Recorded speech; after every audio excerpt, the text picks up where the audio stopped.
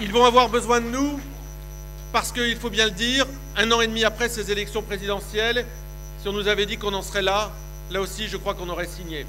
Nous avons tout supporté en 1 an et demi et croyez-moi, et vous le savez bien, ça n'a pas été si simple.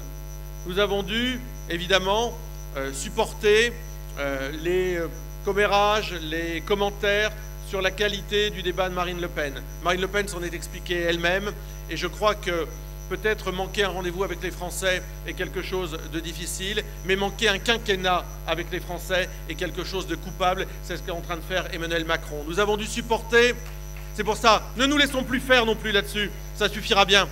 Nous avons dû supporter des départs pour des raisons différentes. Nous avons vu partir Florian, nous avons vu repartir Marion. Moi je le dis parce qu'on se le dit entre nous, pourquoi pas se le dire publiquement. Et c'est vrai que ça a été pénible à voir, quelles que soient les raisons. Mais nous avons dû supporter aussi ce gouvernement qui nous a harcelés. Nous avons dû supporter les persécutions judiciaires, les persécutions financières, des mois entiers, 6 mois sans compte bancaire, sans que le parti politique d'opposition dans ce pays ne puisse bénéficier des mêmes droits que les autres. Nous avons dû supporter la mise à l'index de Marine Le Pen à travers la volonté de la faire passer devant un psychiatre. Nous avons dû supporter pendant 1 an et demi le fait que nous ne représentions soi-disant plus rien.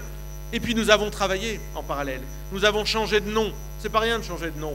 On a fait notre propre révolution. Nous nous sommes réorganisés. Nous sommes en train de construire une liste qui va s'ouvrir largement, qui va aller chercher des gens qui peut-être étonneront parce que le Rassemblement national, c'est cette capacité à représenter les Français dans la diversité de ce qu'ils sont, mais unis derrière le drapeau tricolore. Alors pendant 1 an et demi, nous avons fait tout cela, nous avons dépassé tout cela, et nous sommes aujourd'hui, dans le dernier sondage, à 24% pour les élections européennes. C'est-à-dire que non seulement nous n'avons pas reculé, mais nous avons même progressé par rapport aux 21% du premier tour des élections présidentielles.